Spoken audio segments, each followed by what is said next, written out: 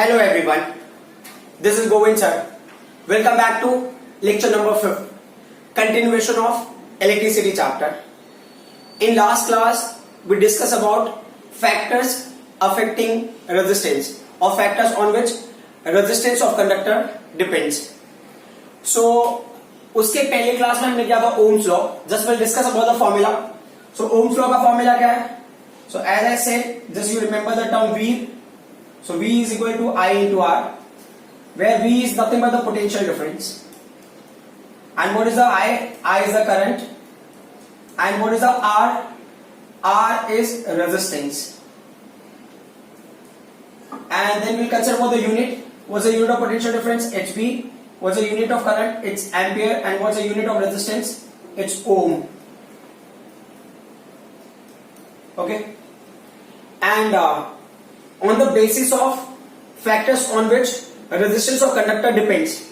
So with the help of that we got formula. Resistance is equal to resistivity into length of conductor upon area of cross section, where R is the resistance and rho is what? Resistivity. Okay. And what's the unit of resistivity? If you will see, it's ohm meter. It was ohm meter. And we can get it as like, if you want to get the unit of this one, so R and A will come this side. So resistivity ka unit, if you are trying to get, it's R into A upon L. What's the unit of R? So if you are taking unit of resistivity, if I'm writing unit of resistivity, so unit of R is ohm, unit of area will be meter square, and unit of length will be meter. So finally you get ohm meter as a unit of resistivity.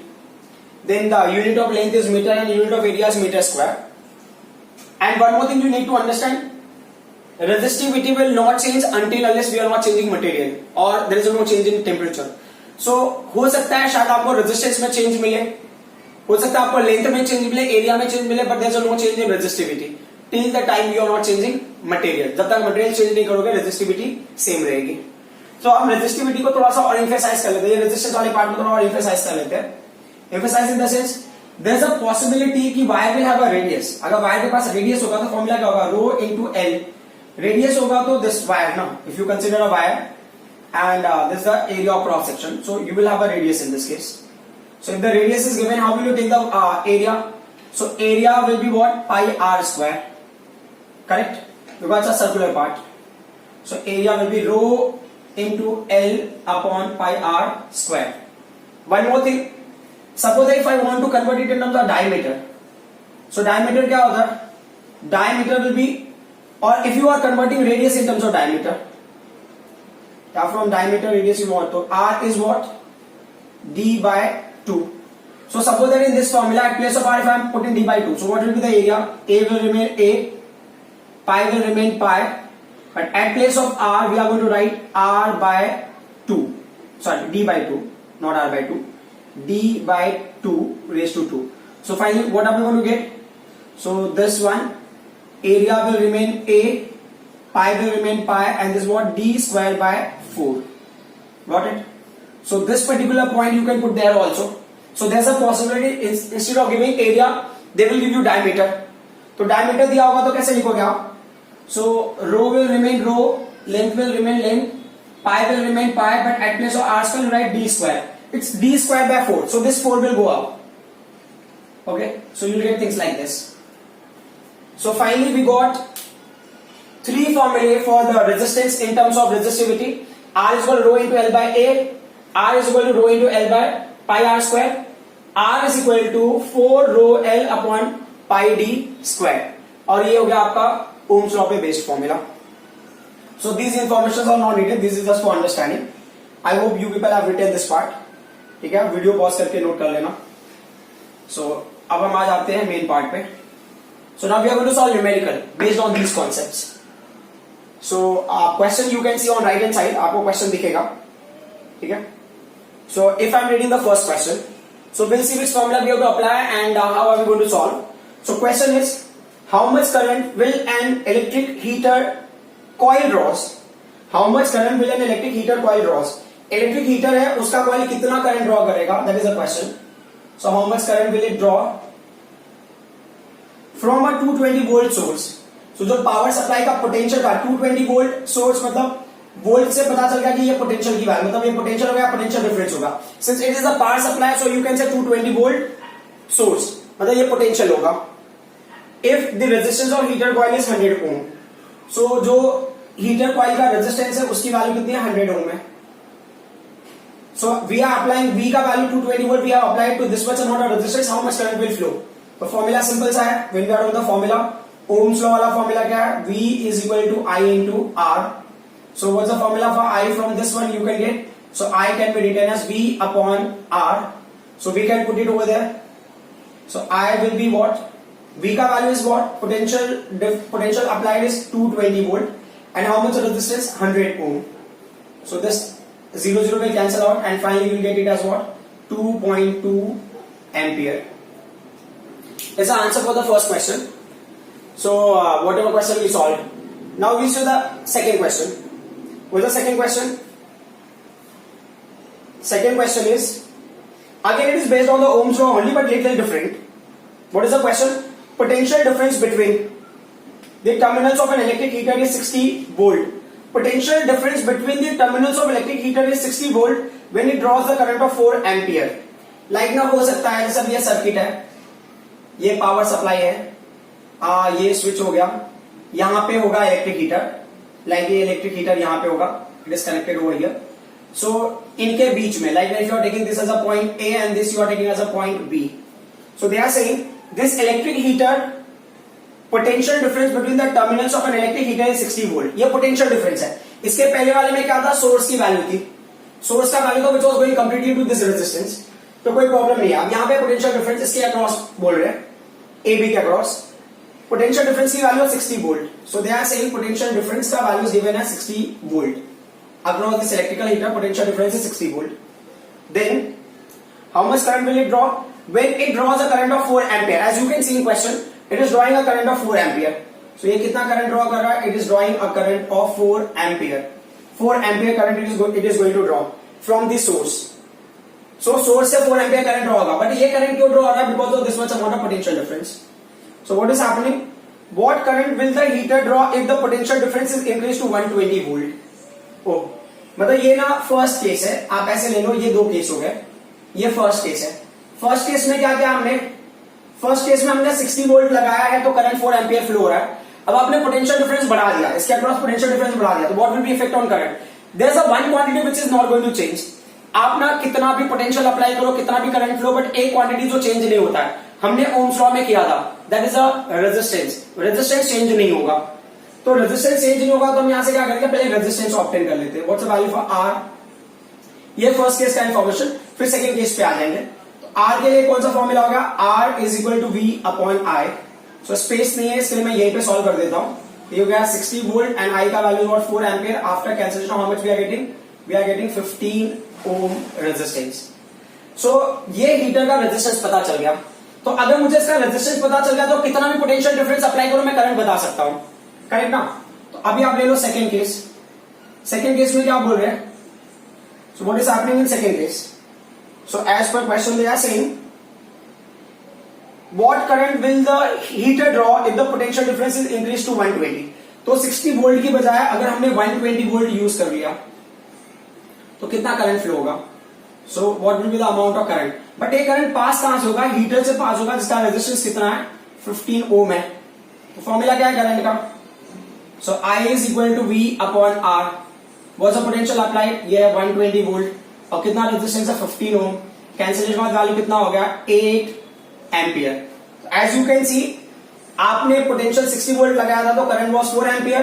When you apply potential of 120 volt, current flowing was 8 ampere.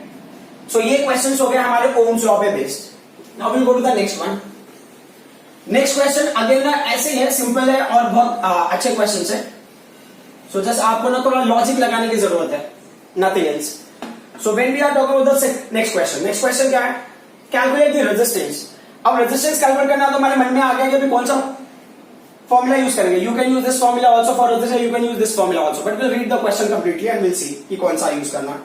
Calculate the resistance of a copper wire of length 2 metre.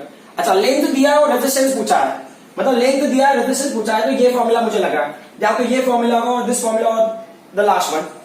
So in question they have given calculate the resistance of a copper wire of length 2 meter.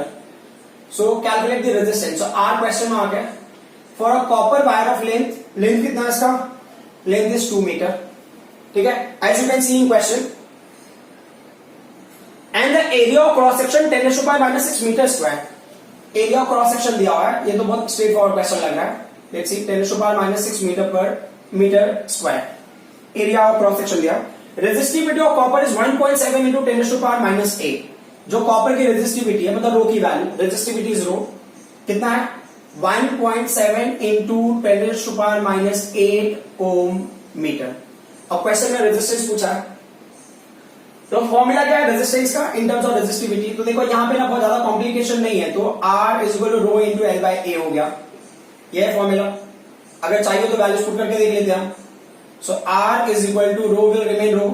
अच्छा, रो का value क्या वो देखना ना, रो का value क्या 1.7 है into 10 to the power minus 8 है. What's the value for L? वो है 2 metre. And what's the value for area?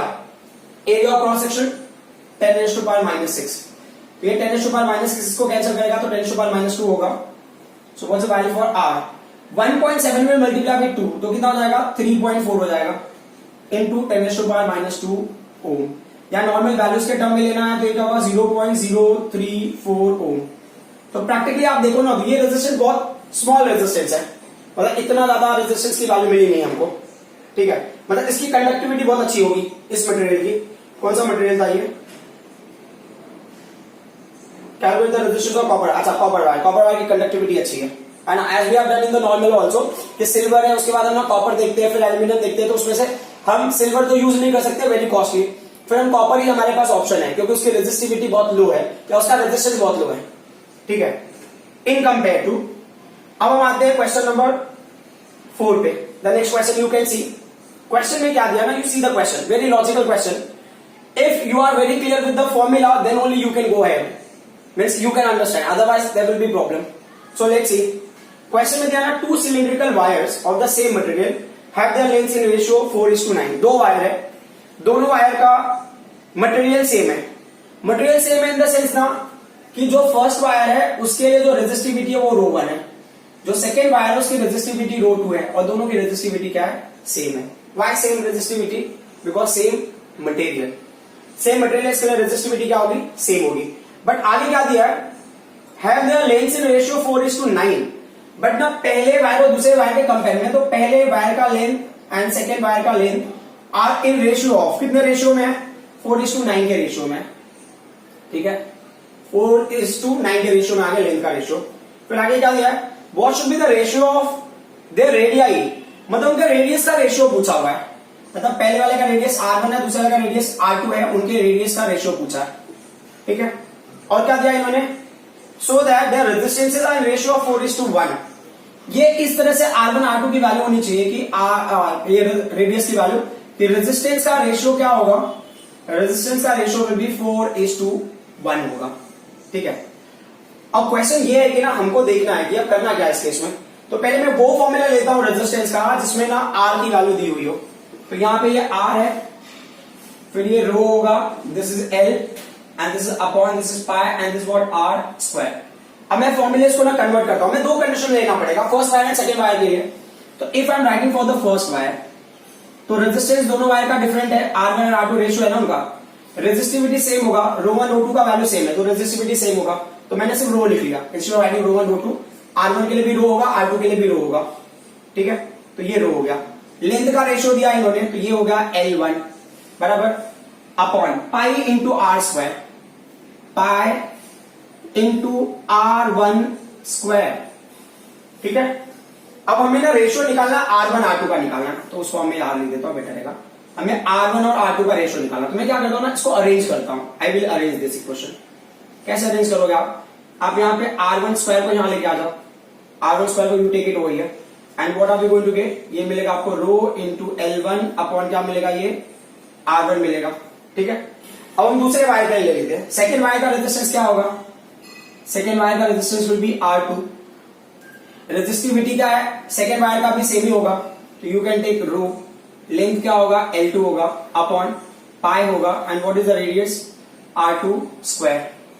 Radius नहीं होता तो हम ये फॉर्मूला यूज करते, अगर डायमीटर होता तो लास्ट वाला फॉर्मूला यूज करते, बट उससे कोई फर्क नहीं पड़ता, उससे कोई फर्क नहीं पड़ता इन द सेंस जो वैल्यूज होगा आप पैटर्न वही फॉलो करोगे, ठीक है।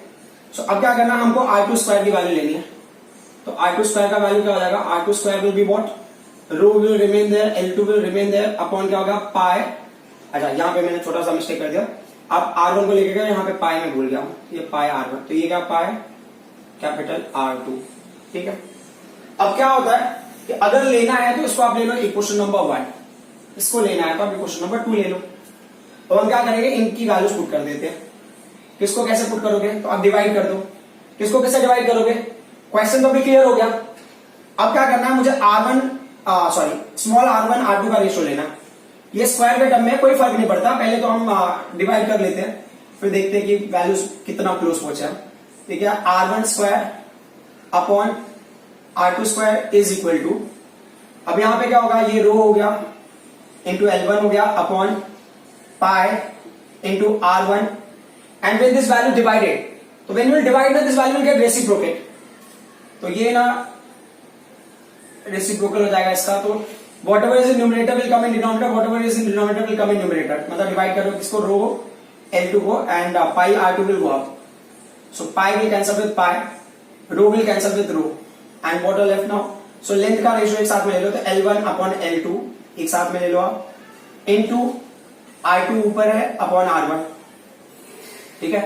अब वैल्यू देख लेते हैं, L1 अपॉन L2 का वैल्यू क्या है, L1 अपॉन L2 का वैल्यू है 4:9, ठीक है, into what's the value for R2 upon R1, R2 upon R1 का वैल्यू नहीं है, R1 अपॉन R2 का वैल्यू है, R1 अपॉन R2, ये उल्टा हो गया ना, तो अगर इससे मैं R1 अपॉन R2 ऑब्टेन करूं, so if I try to take, मैं यहां पे साइड में जगह बना, if I am trying to take R2 upon R1, तो ये वैल्यू क्या हो जाएगा, it will get reciprocate, so you are getting like this, so ये वैल्यू क्या हो जाएगा, R2 upon R1 1 upon 4 हो जाएगा, then this 4 will cancel with this 4, so finally what are we going to get, अब हमको क्या मिलेगा, R1 square upon R2 square is equal to 1 upon 9, but what is our main criteria, we have to get ratio of R1 is to R2, we don't have to get the ratio of R1 square to R2 square, तो अब अगर इसको square root लेंगे दोनों side में, देखो R1 upon R2, what's the square root of 1, it is 1, what's the square root of 9, that will be 3, okay, so we got the answer for this fourth question also, understood। so ये ratios वाले question होते हैं ना, कभी कभी थोड़े से होते हैं, मतलब अगर आपने फोकस किया तो इजिली आ जाएगा, बट थोड़ा सा मिस्टेक आपको रॉन्ग आंसर देता है, लाइक अगर यहाँ पे फॉर्मूले में थोड़ा सा भी रॉन्ग सिलेक्शन हो गया, या नहीं तो मान लो L1 L2 के सिलेक्शन में कुछ मिस्टेक हो गया, और लाइक R1 और R2 का वैल्यू पुट करते टाइम में कोई मिस्टेक हो गया, then it will go wrong, but ये क्वेश्चन सिंपल होते हैं, इतना कॉम्प्लिकेट नहीं है, a little attention is needed, nothing else. अब हम आ जाते हैं नेक्स्ट क्वेश्चन पे, what is the next question, next question है, two wires of the same metal have the same area of cross section, तो देख लेते हैं कि क्या चल रहा है इस केस में, ये रब कर देता हूं मैं पार्ट। सो नेक्स्ट क्वेश्चन है ना, वो थोड़ा और लॉजिकल है, थोड़ा और लॉजिकल इन द सेंस थोड़े से लॉजिक और ऐड होंगे इसमें, और चीजें और भी बेटर लगेंगे आपको। सो condition very simple, so question क्या दिया है मैंने, to wires of the same material, same metal have the same area of cross section, to wires of the same metal have the same area of cross section, same metal है और same material है, तो rho 1 rho 2 का value क्या होगा, same होगा, that will be rho, then they are given same area of cross section, area of cross section मतलब A1 और A2 का वैल्यू भी सेम होगा, that will be what A, what next, but their lengths are in ratio, but their lengths are in ratio of 3:1, उनके length का ratio दिया है, L1 upon L2 का रेशियो क्या दिया है, 3:1 दिया हुआ है, फिर क्या दे रहे हैं, what should be the ratio of current flowing through them, मतलब आप समझ लो ना, दो वायर है, एक वायर ये L1 वाला हो गया, दूसरा वायर जो गया ये एक्चुअल L2 वाला हो गया, L1 आपको दिख रहा है यहाँ पे, L1 विल बी बिगर, ये L2 हो गया। अब बोले इस वायर में जो करंट फ्लो होगा वो मान लो I1 है, इस वायर में जो करंट फ्लो होगा वो I2 होगा, and they are connected to a power supply, power supply का क्या है वो देखते हैं अभी हम। So what will be the ratio of current flowing through them, so I1 upon I2 का रेशियो निकालना है, ठीक है, कब? When the same potential difference is applied across each of them, their length. मतलब जो पहले को पोटेंशियल अप्लाइड है, जो दूसरे को पोटेंशियल अप्लाइड है, उनकी वैल्यू सेम होगी and that will be equal to v. अब क्वेश्चन ये है कि अगर मुझे ना I का रेशियो निकालना है तो what do I need to know? I का फॉर्मूला क्या होगा? I का फॉर्मूला पोटेंशियल के टर्म में v अपॉन r है और v तो सेम है. इसका मतलब क्या होगा? दोनों वायर का रेजिस्टेंस चाहिए हमको, फर्स्ट वायर का रेजिस्टेंस, सेकंड वायर का रेजिस्टेंस, बट हमको पता नहीं है. रेजिस्टेंस नहीं पता है बट लेंथ दिया हुआ है इन्होंने और कुछ रेजिस्टिविटी और एरिया के बारे में भी दिया है. तो पहले हम ना रेजिस्टेंस निकालेंगे, रेजिस्टेंस का रेशियो निकालेंगे, फिर विल सी की करंट का क्या होगा. ठीक है, तो देख लेते हैं क्वेश्चन के साथ. तो पहला पार्ट क्या है? पहले हमें रेजिस्टेंस का रेशियो निकालना है. तो रेजिस्टेंस के रेशियो के लिए फॉर्मूला है ना, देखो लेंथ है और एरिया है और रेजिस्टिविटी का मेंशन किया है. तो मैंने ले लिया फर्स्ट वायर. फर्स्ट वायर क्या होगा? R1 इज इक्वल टू, ये रो होगा, लेंथ क्या होगा? L1 होगा, बट एरिया क्या होगा? A होगा. मैंने सेकेंड वायर को ले लिया, वो क्या होगा? R2. ये रेजिस्टिविटी रो होगा क्योंकि सेम है. लेंथ क्या होगा? L2 होगा, but area of cross section क्या होगा? A होगा क्योंकि सेम है. अब इनको डिवाइड कर दो.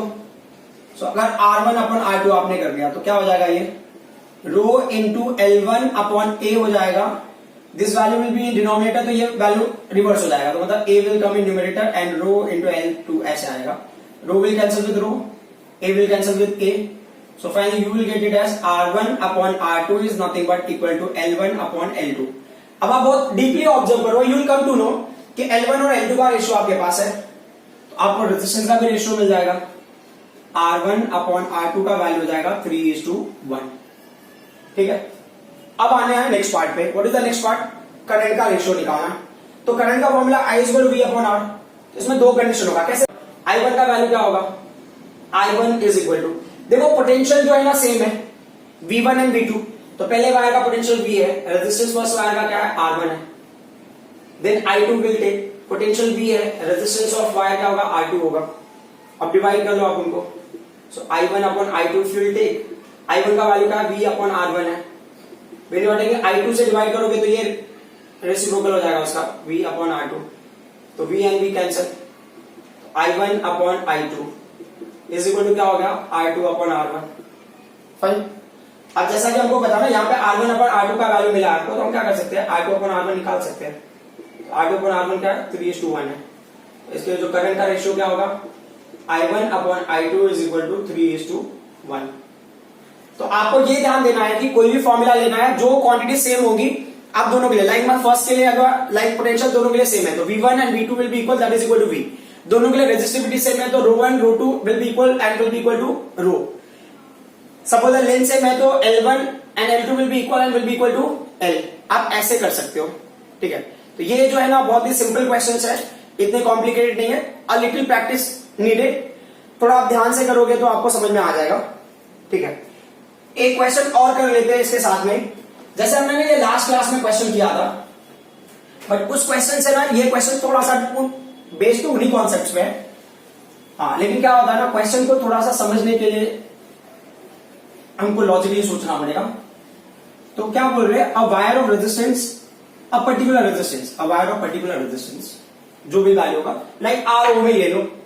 अ wire of resistance R ohm, a wire of resistance R ohm, a wire of resistance R ohm is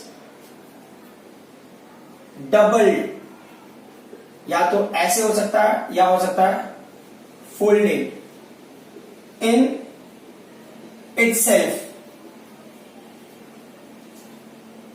or in itself or over itself.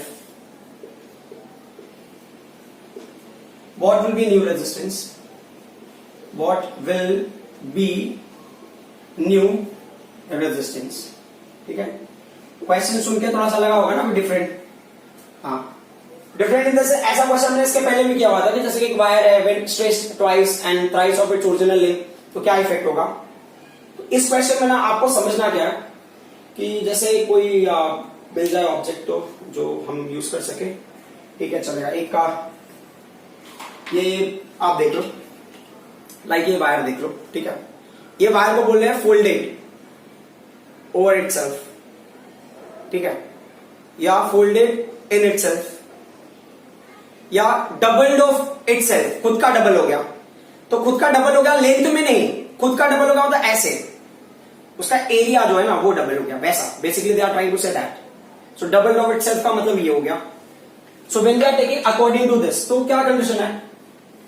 सो पहले तो हमने इमेजिन कर लिया कि चलो ठीक है, पहले जब भी ना रेजिस्टेंस रहा होगा, तो पहले रेजिस्टेंस R था, उसकी रेजिस्टिविटी रो रही होगी, लेंथ L रहा होगा एंड एरिया A रहा होगा।